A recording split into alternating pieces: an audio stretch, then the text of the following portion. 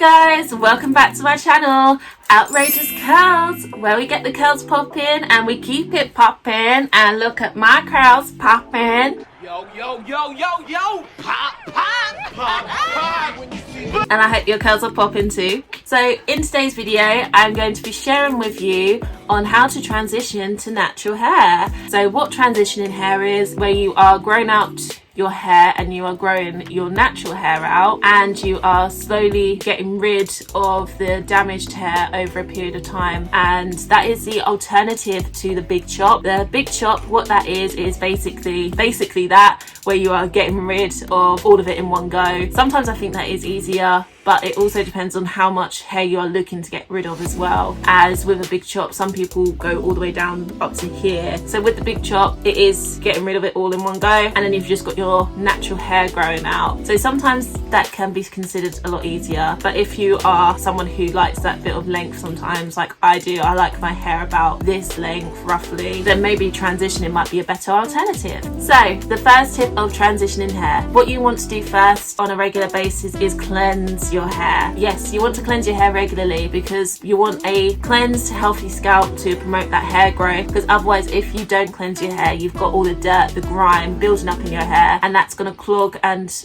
decline that hair growth that you want to come through. So with cleansing for transitioning hair, you want to look at co-washing, which is basically washing your hair with a conditioner like a shampoo, and that is really good for transitioning hair because with the conditioner you are cleansing your scalp and getting rid of the grime and the dirt, but also at the same time you are getting your hair moisturized, which is really, really important for transitioning hair, because your hair is going to be 100 times drier compared to light curly hair, because it is damaged, it is dry, it is brittle, it is very weak. So you want something moisturizing like that to get your hair stronger by keeping it moisturized. A sulfate free shampoo is also something you should look out for. You don't want to use a sulfate shampoo because with sulfates it is stripping everything out of your hair. So that might sound great because you're getting a really clean scalp, but the only problem is it is also taking out the natural oils in your hair. And you need that natural oils and the nutrients back in your hair, because that is what is keeping your hair strong, and that's what is helping your hair grow. Whereas the sulfate free shampoo, it is cleansing your hair well, but it's also allowing the natural oils to stay in your hair. So a good one to try out, especially for transitioning hair, is the Shea Moisture Raw Shea Butter Retention Shampoo. This one is really good, and that range as well in general is really good for transitioning hair. So I highly recommend to give that range a go.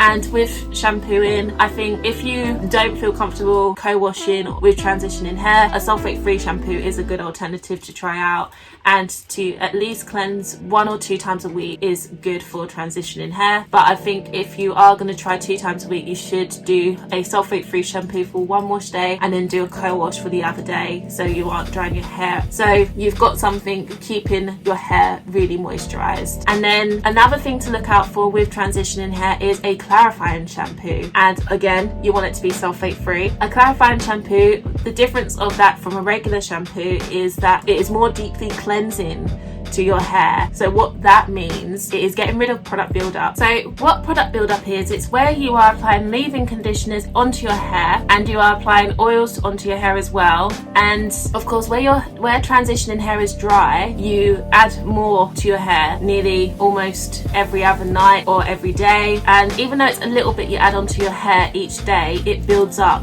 because your hair is taking it in, but it's also in a way there on your hair, if that makes sense.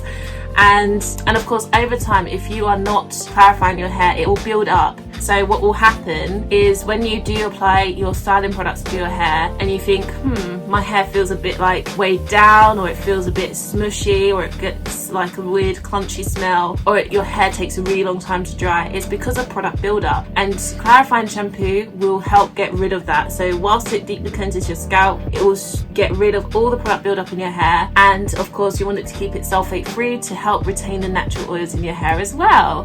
And with a clarifying shampoo, you should look to use that at least roughly, I think, twice a month or once a month. Depends on how, if If you've got fine thin hair, transitioning hair, I think maybe 2 times a month might be best for you, because you'll get your product buildup will build up quite easily. But over time, once you start to understand your hair and you start to understand your hair's needs, then maybe you could reduce it down to once a month, as that's what I do at the moment with my hair. I only do it once a month because my hair is strong enough now to take on quite a bit of hair products, and where I co-wash once a week as well, that also helps reduce the product buildup. So yeah, once you know your hair a bit more, and of course your new hair growth starts coming through as well, you kind of get an idea of how often to clarify your hair. Second tip with transitioning hair is to deep condition.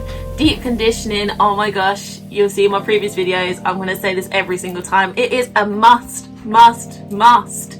Honestly, deep conditioning is a complete game changer. I love deep conditioning. It's probably my favorite part of the curly hair routine, as I know for a fact that my hair is getting really moisturized and deeply moisturized as well. I'm also getting stronger hair. I'm getting more. It's helping me promote hair growth, adding natural shine to my hair, and it's also preventing damaged split ends, and it's also preventing hair breakage. So deep conditioning is really good, and to try and do it at least once a week. If you can do it 2 times a week, that would be really good. Do what works best for you and what works best to your schedule. It's good to apply heat on it as well if you can with transitioning hair. So you could look into getting a heat cap like this one from Amazon. I used to have a similar one like that. And with heat, I think that's really good to have for transitioning hair. I noticed a huge difference when I used heat on my hair when I had transitioning hair, because it was just deeply getting into my hair and I could feel it working in my hair. And when I would rinse out my hair, it was just so soft. It was just glorious. Oh, it was like the angels going, ah. But yes, deep conditioning is a must. Gotta do it. And good deep conditioning hair products that I recommend for transitioning hair is this one. The Shea Moisture Raw Shea Butter Deep Treatment Mask is really good. And again, it's also tailored to transitioning hair. I highly recommend to check out that range. And another one of the Shea Moisture range as well is the Shea Moisture Jamaican Black Castor Oil Strengthen and Restore Deep Treatment Hair Mask is really good. And that's another good one for transitioning hair. So I recommend that one as well, especially that whole range. Should definitely try that out. With the Shea Moisture range, I did say in my previous video that it might not be one of the best ranges sometimes for transitioning hair, especially with transitioning hair. You want to try to, you're kind of like open to a whole new world when you're like stepping into natural hair. It's like when you're going down a sale aisle and you're just like, oh my god. It's beautiful, but it's very overwhelming at the same time. There is so much natural hair products out there now, I will say, compared to 4 years ago. No, not, oh my god, we're in 2021. 5 years ago, when I first started going natural, there wasn't as much curly hair products, especially over here in the UK. The ranges that are out there, especially in the Shea Moisture one, there wasn't as many when I first started going natural, whereas now there's so much more. If you are interested in trying the Shea Moisture range, I am aware that it is a little bit more, I think everyone has different things on what they say is expensive and what isn't expensive, but for me, I do see Shea Moisture as, in a way, sort of mid-expensive. I don't even know if mid-expensive is a word, but I'm making it a word. In the mid-reasonable price. It is £13 for each of these products, but it is best to look at Superdrug and Boots are the best places to get these hair products, because if you hit the time right, it's a good time to look at Boots and Superdrug, because there might be a 3 for 2 offer, or buy one get one half price, or save a third, which is really good. So you can save a little bit more money, because of course that's what we all want to try and do at this moment in time with the economical crisis, and where some of us might not have as much money as we used to because of where we may have lost jobs. So I am aware of the fact that maybe not everyone can spend that kind of money like they used to before. So if you can, try and look out for ways you can try and save yourself money. Or another hair product that is good, that is inexpensive, is the Castor Deep Treatment Hair Mask. This one is roughly about £7-8. And again, Superdrug and Boots is also the best place to look at for that hair product, because they also do the same offers on the Castor. You can get more for your money with Castor where compared to Shea Moisture, but it all depends on what you like the most and what you feel like works best for your hair. For the deep treatment process, you want to leave it in your hair for about an hour or 2 hours with transitioning hair. Once you start to get your natural hair coming through, if you want to, you can leave it in overnight, especially for the winter period. I think that's usually, it is good to try and leave it in overnight, but I think with transitioning hair, the next morning it feels a bit weird, I will admit, because your hair's not soaked it in as much. With it is best to get a heat cap for transitioning hair, because you are getting the deep conditioner is soaking into your hair because of the heat. So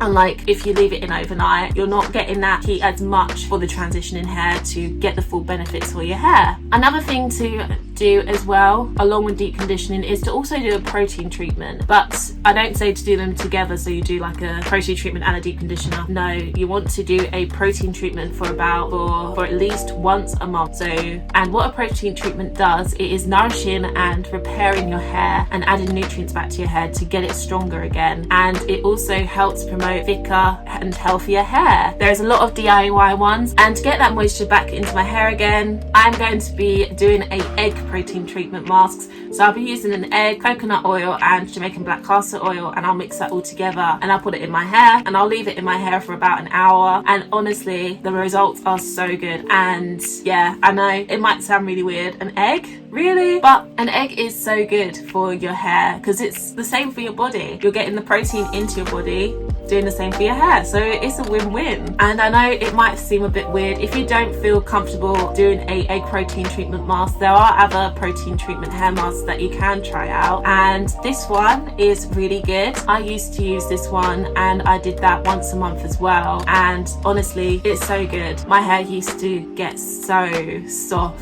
and it felt really strong as well, and I did notice that my hair get thicker from this one in particular. So if you are interested in that, if you don't want to do it like an egg protein treatment mask, you can give that one a go. Another one that does it really good, I have not tried it out yet, but I will give it a mention because it is something that I have been looking at, is this one. I will probably give this one a go. I'm waiting until the offers go around again, so I'll get that product and I'll give it a go. But of course, with protein treatment masks, one thing you do need to be aware of, you don't want to do them too often. They are something that only need to be once a month, because if you start to do it every single week, it will dry out your hair, so you end up doing the reverse of what it should be doing to your hair, which is to strengthen, restore and moisturize your hair. So that is something you do need to be aware of. You don't want to end up over processing with the protein treatment masks. I'm going to say something very blasphemous, which is less heat.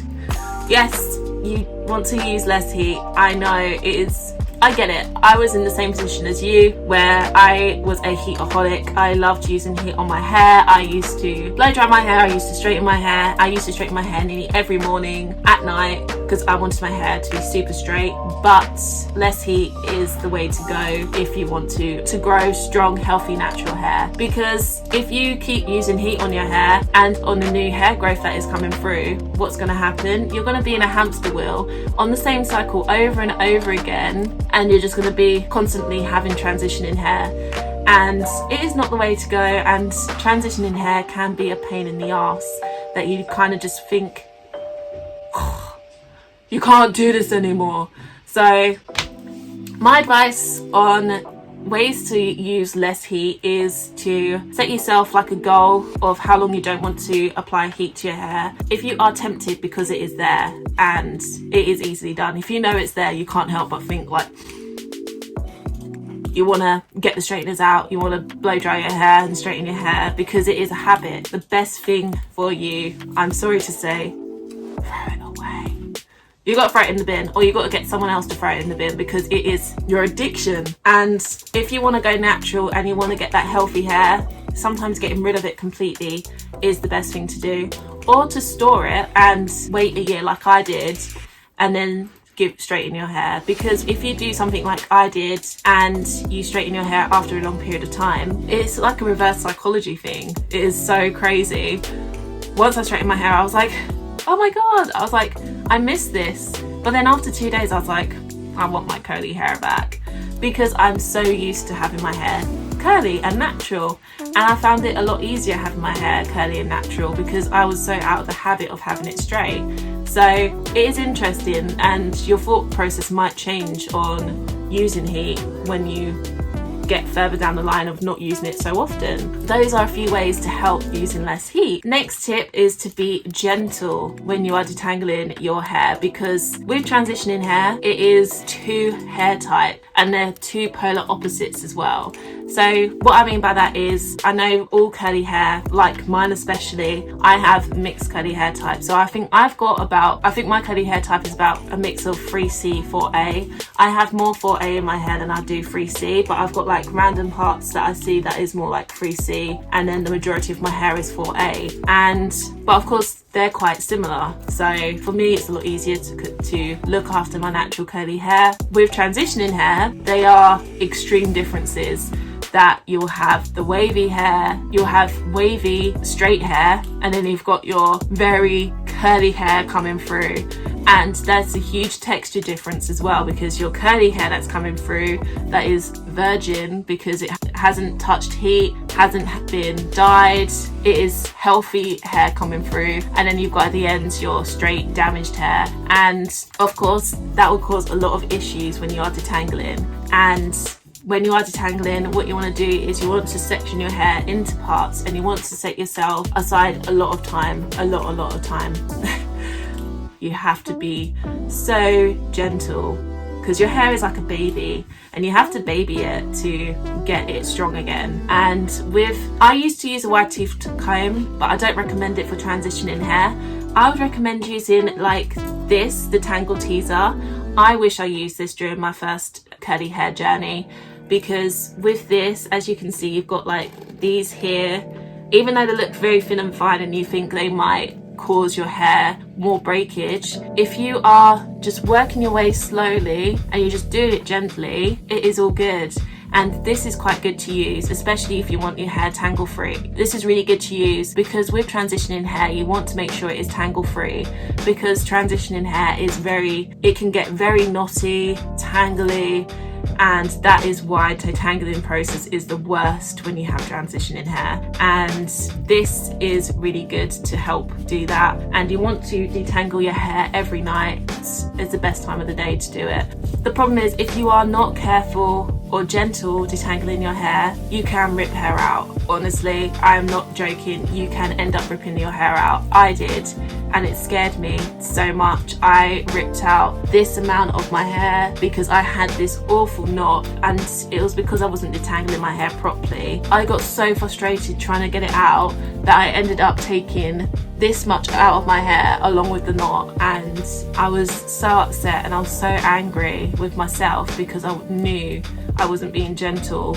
So from that moment onwards, I was very gentle with the process. And of course, you want to moisturize your hair with transitioning hair. You want to make sure it's always moisturized as much as you can, because transitioning hair is so dry. It's like the Sahara Desert. I haven't been there, but that's the best way to describe it with transitioning hair, because it, again, like I said, it is heat damaged. It's weak. There's no nutrients in the hair, so you need something to get those nutrients back into your hair, something moisturizing your hair.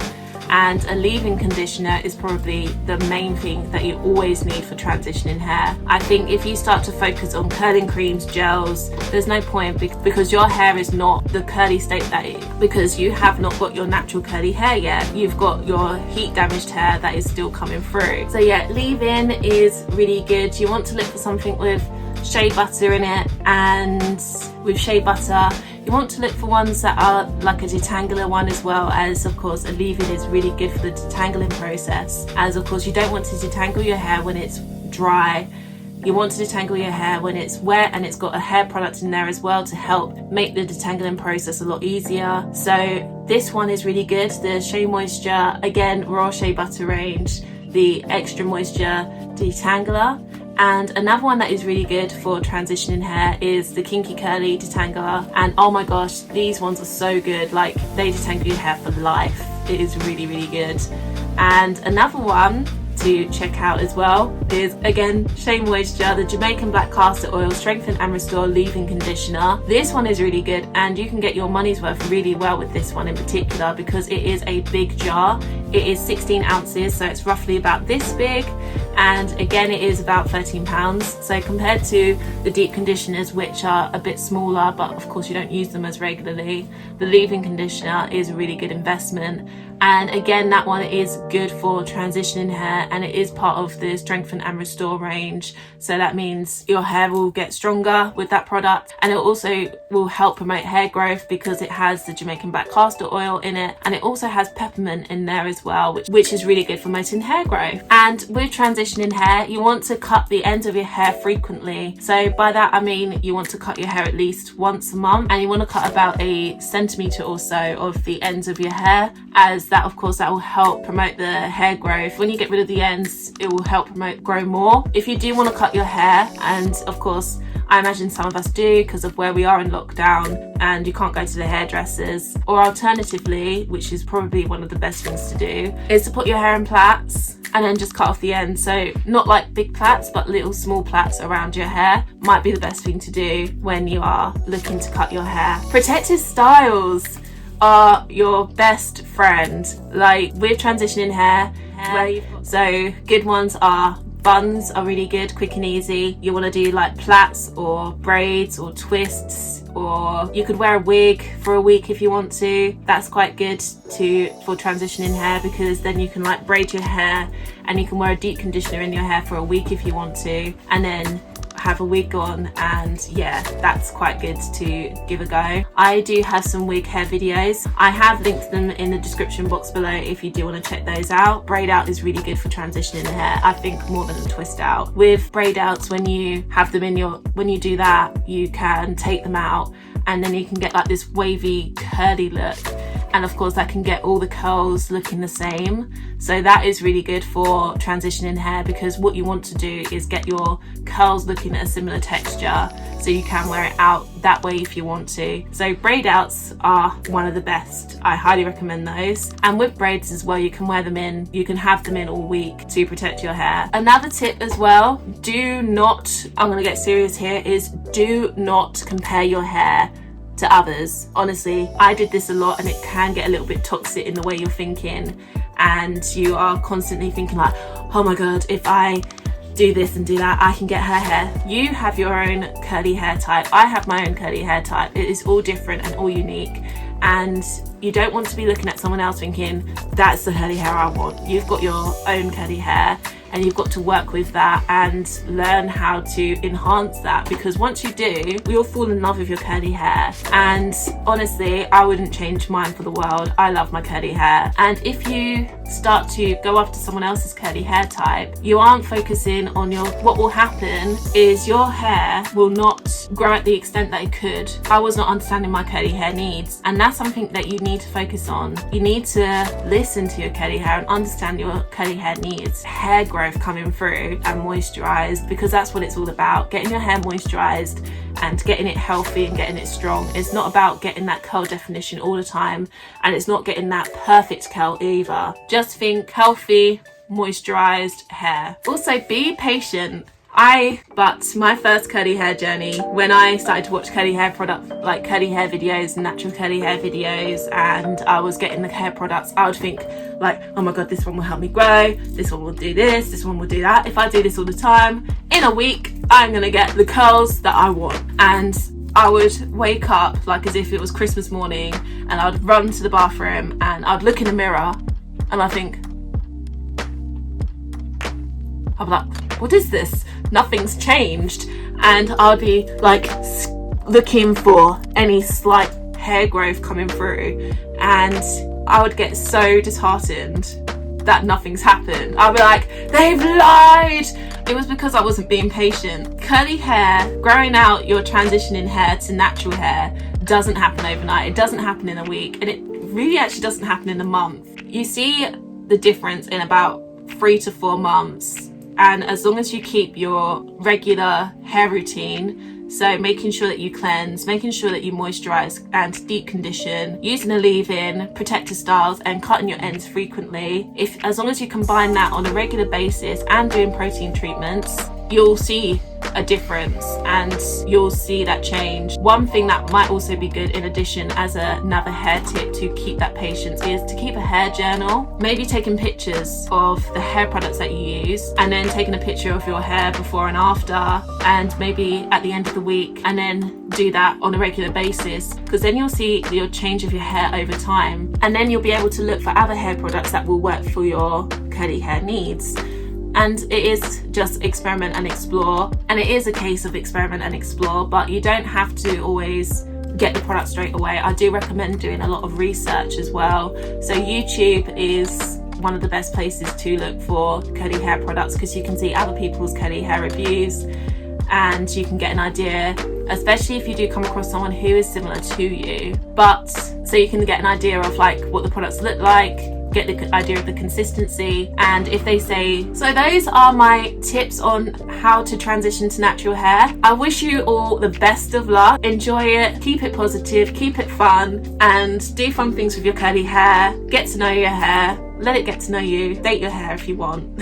But yeah, enjoy the process. I hope you guys enjoyed this video. Give it a big thumbs up if you did.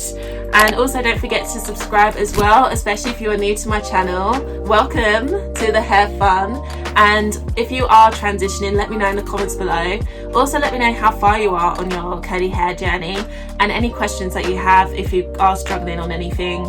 Just comment below. I'm more than happy to help because I've been there myself. I completely get it, and I really want to help you on your curly hair journey. Also don't forget to hit that subscribe button as well, and that notification bell, as I am uploading 2 times a week.